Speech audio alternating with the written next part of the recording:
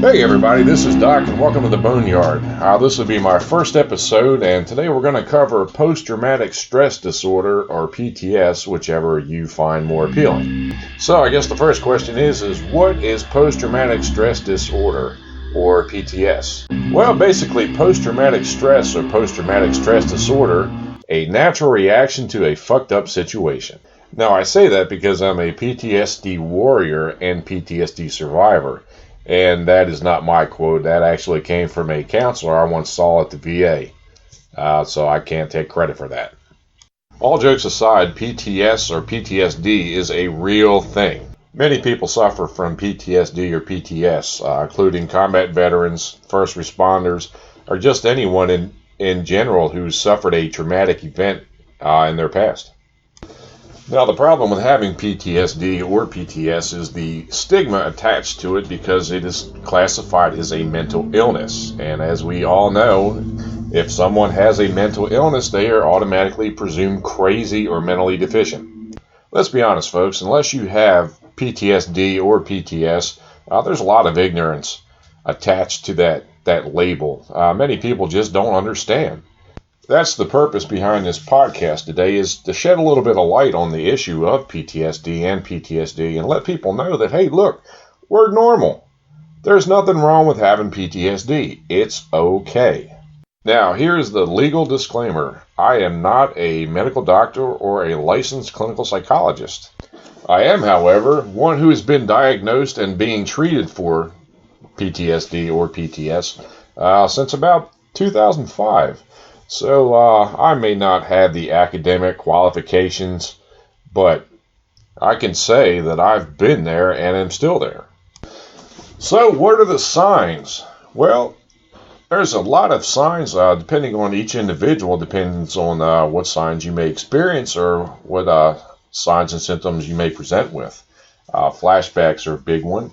Suicidal thoughts, panic attacks, racing thoughts, feeling shameful or guilty, anxiety, depression, mood changes with rage or anger, nightmares, insomnia, poor self-esteem, just being emotionally numb and detached, just feeling like you're kind of going through the motions.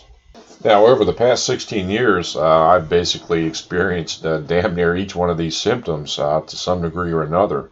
Probably my worst symptom is depression and suicidal thoughts. And yes, I've been there. I'm not proud of it, but yes, I have tried to commit suicide twice. Over the years, I've been hospitalized for depression and suicidal thoughts, hell, I guess about 9 times. So it's a constant battle. While I may not be proud of having battled with depression, though I kind of keep it as a badge of honor, actually. And what I mean by badge of honor is it's a trophy in resiliency. The fact that I'm still here is no less than a miracle, to tell you the truth. But I hate to lose. So I fight this fight every day and will continue to fight this fight every day. And if I can lend a hand out to somebody who's in that position and say, hey, look, it's okay. I get it. You know, having said what I said about depression and suicide, there is a lot of strength in admitting that you have weakness. I know weakness is frowned upon because nobody wants to see themselves as weak. This is especially true in the warrior culture. Those of us that are combat veterans really shy away from using the word weak. We were taught to project strength and sometimes extreme violence and overwhelming force. So to put the word weak in our lexicon is totally unheard of. Do I see myself as weak? No, hell no. I see myself not to be cocky, confident, or over arrogant, but as a badass motherfucker. That is a choice I made to be that way. It is possible. It takes hard work. It sucks at times.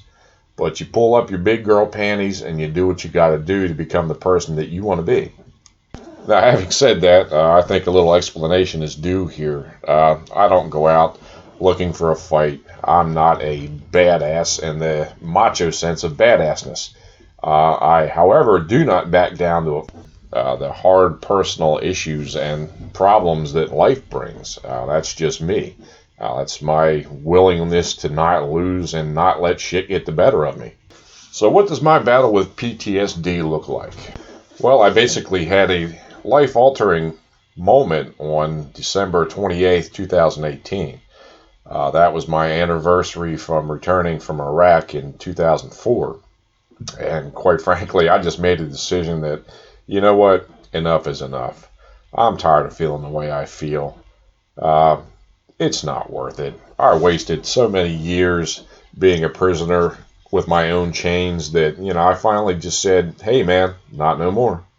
Now, some of you may be thinking, well, hell, that's easier said than done. Well, look, to be quite honest, this is a no bullshit zone. It all starts with a decision. You've got to make a decision on what you want to do. It's not easy. Hell no. It's not easy by a long shot. But the payoff is worth it. I can assure you of that. After you make the decision, come up with a plan. Now, I can't tell you how to get from point A to point B. That's your own personal journey, and you have to decide how you're going to do that yourself. But like I said, it all starts with a decision and a plan of action. And whatever you decide to do is up to you. Just keep in mind that the goal is achievable. And if you are willing to put the work in, suffer the sacrifice and the pain of growth, let me tell you, man, you'll be a different person. Will the rest of your life be all flowers and unicorns and butterflies and shit like that? Hell no. But it's how you approach life and your perspective and how you choose to deal with it that really makes a difference. And let me tell you, I've done a lot of personal growth over the past 16 years. It's been hard. It sucked. I didn't want to do it, to be quite honest, because I was happy living in my own misery until I reached that pinnacle, that one day that little bell went off, and I was like, you know what? It's time to get up off my ass and do the work. Okay, like I said before, it all starts with a decision. So, hey, let's pony up, let's man up, and maybe make that decision. If that's where you're at in your journey, then great. If not, don't lose hope because it's out there. Okay, so I kind of got off on a tangent. Let's deal with some of the symptoms of PTSD or PTS. Like I said, my battle was with is with depression. Depending on who you talk to, what clinical psychologist or what psychiatrist you talk to, depends on what answer you're going to get for what the definition of depression is. But basically, it's a feeling of extreme sadness that lasts or persists for a specific period of time. You lose all interest in things. You become withdrawn, antisocial. Basically, you've pretty much given up at that point. You see no hope for the future. And that's probably the most disturbing part of depression. That you lose sight of what's going on. You become encapsulated in your own misery through no fault of your own. I mean, it's a natural progression. Sadness does lead to depression. There's a clinical link between the two.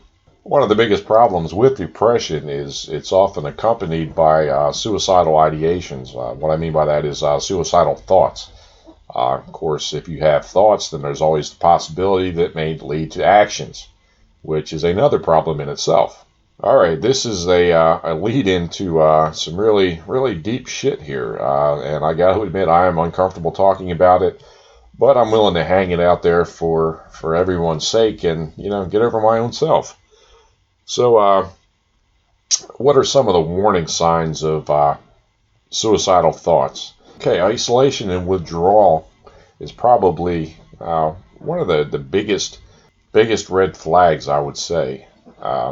It's probably the one thing that gets others' attention is the fact that the person having suicidal thoughts, they basically form their own shell and don't come out.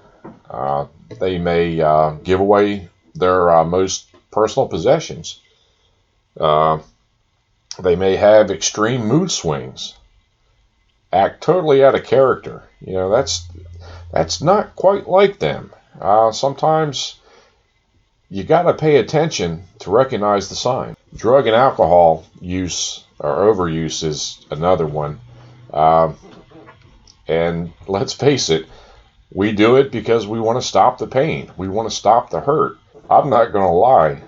I dealt with this problem myself. Mine was alcohol in 2008. I was drinking way too much at that time and was trying to balance work and all that. And alcohol was my refuge. I seen myself headed in a downward spiral. Fortunately, I recognized the signs, and coming from parents that were both functioning alcoholics, I was like, man, now this is one road I sure as hell don't want to go down. The person who's thinking about committing suicide may say things like, I don't see any future, I'm worthless, I don't matter, things will be better when I'm gone, those types of things. And hey, I said the same things, man, and I believed it. I'm not going to lie. I believed it 100%. Now, at the time, I could not see past my own depression, and I couldn't see that there was hope in the future. But I got to tell you, man, it's a deep, dark rabbit hole to go down, and one hell of one to climb out of. What are some circumstances that may cause one to consider suicide? Death of a loved one, any traumatic situation, major life changes, problems at work. The list of causing factors is unique as the individual themselves. There's no flashing neon sign that goes off to point that way. It's whatever that person perceives is something that they can't climb out of. I recently had an opportunity to go through some suicide awareness training.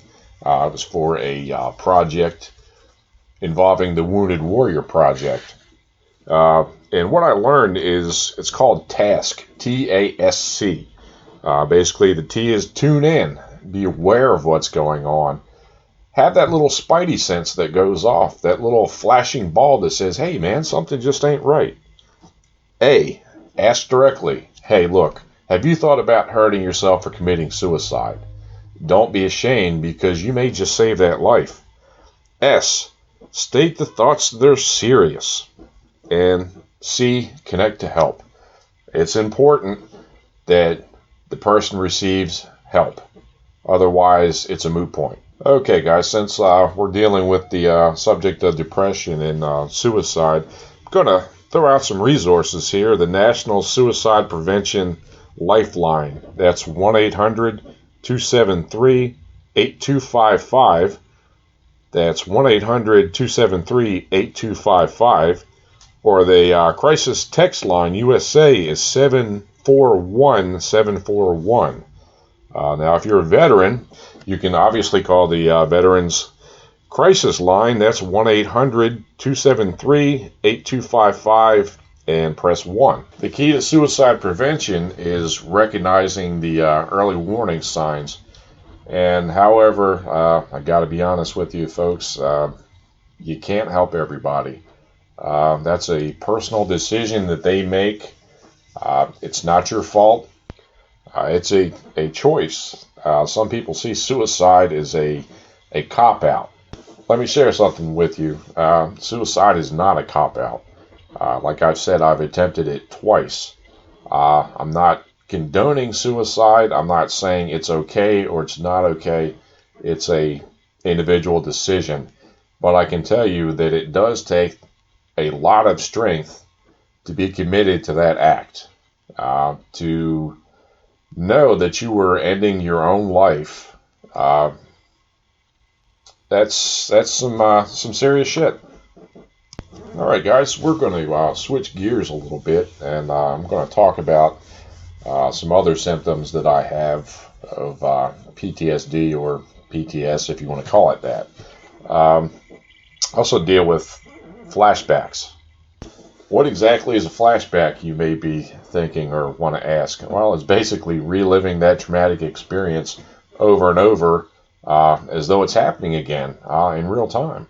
Even though it's a memory, it seems real at the time. You go through all the emotions, the physical signs and symptoms, the rapid heartbeat, the heavy breathing, you name it. One of the craziest things about flashbacks is no one knows you're having them. They're like your own internal hell that only you experience. There's no flashing lights, no fireworks that go off, no outside triggers that let people know, hey, this is what's going on inside. Going to get real with you folks for a second. Like I said in the promo, this is a safe zone, but this is not a comfort zone. So I'm going to step out of my comfort zone here and share a couple of my flashbacks with you from Iraq. As some of you may or may not know, I was a medic in Iraq for about 10 and a half months on a convoy team. What our basic mission parameters were was we basically got the shit jobs that nobody else wanted to take. We traveled the roads a lot. Our area of operations was basically from LSA Anaconda in the city of Balad up to Mosul and Kirkuk. So we covered a pretty big area there. Now, my basic responsibilities on that team were obviously medic. When the shit hit the fan, that's what old Dr. Drennan was for there, to get out the super glue and the adhesive tape and put the shit back together. So what basically happened was this. We received a warning order the night before the mission, which was basically the mission details, that kind of stuff. We would be escorting another unit down to LSA Anaconda in Balad. Well, on the way, basically their vehicles kept breaking down. So every time one broke down, we'd have to stop and pull security, which was getting to be a pain in the ass because it was already over 100 degrees and I had a good 40, 50 pounds of shit on me and really didn't want to be there. On Main Supply Route, or MSR Tampa, basically it was a brick structure, mud brick, with a wall that enclosed the front of it to separate it from the road itself. While we were stopped, a couple of kids came out, obviously curious as to what was going on, and they kept getting closer and closer to my position where I was pulling security. And what it boiled down to was I felt that they were a threat, and I had to make a decision whether or not to shoot them, to kill them, to stop that potential threat. Well, as fate or luck would have it, or whatever divine intervention you want to believe in, they stopped basically before I was to pull the trigger. I had already put my finger on the trigger and started to squeeze when they stopped their forward movement, stopped and turned around. I had basically resigned myself to the fact that I was going to have to kill him. I was concerned with shot placement and that type of thing.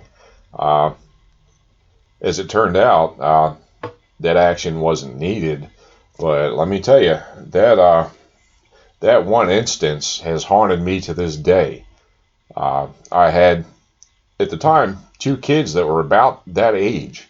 And every time I see toddlers especially, I relive that event and get real uncomfortable around them. I don't avoid little kids. However, I do tend to limit myself to their exposure for that very same reason of having to relive that moment. But as a way of personal growth, I pull up my big girl panties and deal with it. It still sucks after all these years, but it's an ongoing process. It's probably never going to be finished for me, to be perfectly honest with you. Another flashback that reoccurs, not so much now, but it did in the past. We received a movement order. I forget where the hell we were going, to tell you the truth. We're sitting in our compound getting a intelligence debrief before the mission, and all of a sudden we hear a V-bed go off, which is basically a car bomb. It was relatively close to our perimeter by the front gate. So when it came time to roll out, we rolled past the site of that explosion, and I got to tell you, folks, there was pieces of body everywhere. It stunk to high heaven. It's just a smell that you never forget. We had to roll over the body parts to get from point A to point B. The local quick reaction force hadn't set up security yet to secure the site, so we just kind of bulldozed our way through it, and that was a tough one, man. It was some gruesome shit. Now, the purpose of sharing these two flashbacks specifically, basically this. This is how I've learned to deal with them, lessen the shock value of them when they do happen, and I wouldn't say overcome them, but are more accepting and more comfortable with them when they do happen. So what basically are flashbacks to begin with? Well, this is just my personal opinion and my experience, but flashbacks are your mind's way of trying to make sense of some crazy shit that's happened. How I've learned to deal with flashbacks over the years is basically this: to recognize that it is just that, a flash in the past. It's not current. I'm not reliving it per se in this time frame. It was a past event. That way it's been kind of easier to take, easier to disseminate because of that. What are the causes of flashbacks? Well, flashbacks are basically a result of things that trigger you, or triggers. They could be sights, sounds, smells, feelings, you name it. It is virtually impossible to eliminate triggers. Triggers are going to happen. The important key is to recognize what is a trigger and what isn't a trigger, and have a plan to deal with them when they do happen. Now, you may be asking yourself, what are my triggers? Well, I can't answer that. I mean, that's up to you, but I can say for myself that has been a ongoing battle to recognize them, to be mindful of what's going on, and to know what basically pisses or ticks me off, or allows those things to come to light. And let me tell you, it's not easy. It takes a lot of introspection and a lot of paying attention on your part to recognize those things. Now, what do I do when I'm triggered? That's a good question. The first thing is to recognize what's going on, and believe me, it happens in a minimal amount of time, literally thousands of seconds, and bang, I'm there. So, like I said before, it's tough, but you've got to know what pushes your buttons. So, covering flashbacks kind of brings me into my next subject of intrusive thoughts. What exactly is an intrusive thought? It's one of those thoughts that you have tucked back in the recesses of your mind. It pokes its head up and says, hey, buddy, I'm here. Remember me? And what do I do when I have these intrusive thoughts? Well, basically, I acknowledge the fact that I've had it. And like I said before, hit that mental remote, man, and change the channel. Put something else on you want to listen to, so to speak. All right, folks, that swim we took there in the bitter ocean of deep truth, it's kind of got this boy kind of drained here. So we're going to switch gears, and I'm going to conclude this podcast with a segment I'm going to call Shameless Plugs and Shoutouts. My first shameless plug is to my buddy Mark at typhooncoaster.com. That's typhooncoaster.com. Mark is a world-renowned artist. He has merchandise, a book. I cannot wait for you to read it. I hear it's a good read.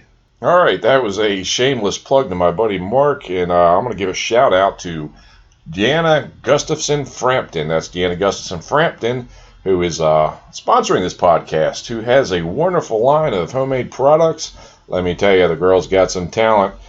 Hey, feel free to check her out on Facebook. This is going to end the podcast for this episode, and believe it or not, I'm going to be back for many more. So you guys take care, and just remember, folks, this podcast is not about the steak, the meat, or the gristle. It's about the bare bones. Catch y'all next time.